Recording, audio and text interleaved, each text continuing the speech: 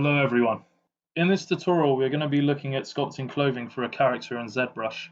This is a follow-on tutorial from sculpting the hands, arms, feet, legs and torso.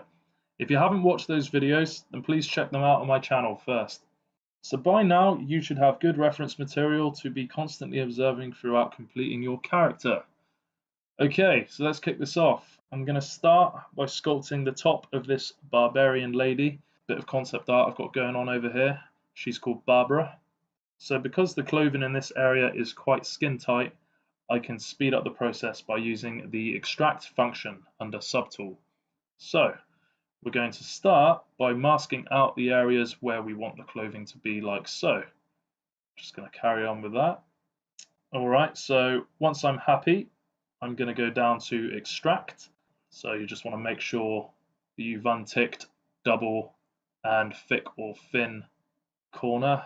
I'm going to set my mesh thickness to what I want it to be, and then I just press extract and accept.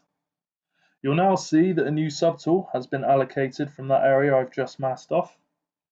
If I'm not happy with how this has turned out, I can just delete the subtool and play around with the extract settings until I get the result I'm happy with. This is now a good enough base mesh for me to sculpt over.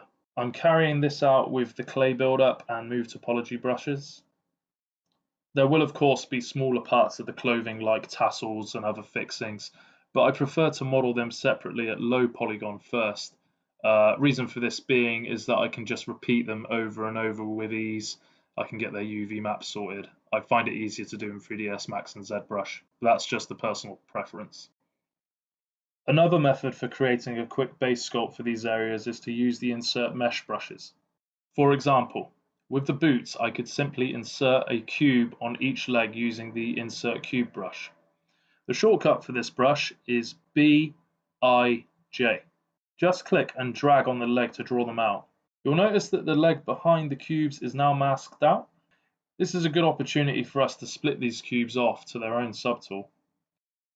To do this, just go under subtool and click split unmasked points. Okay, so from here on out I can just keep sculpting these areas. Always remember to keep checking back over your references and develop that all-important artistic eye for detail.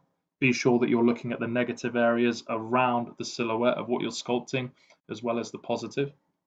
And make sure that you've got areas of clothing folding as they would be realistically.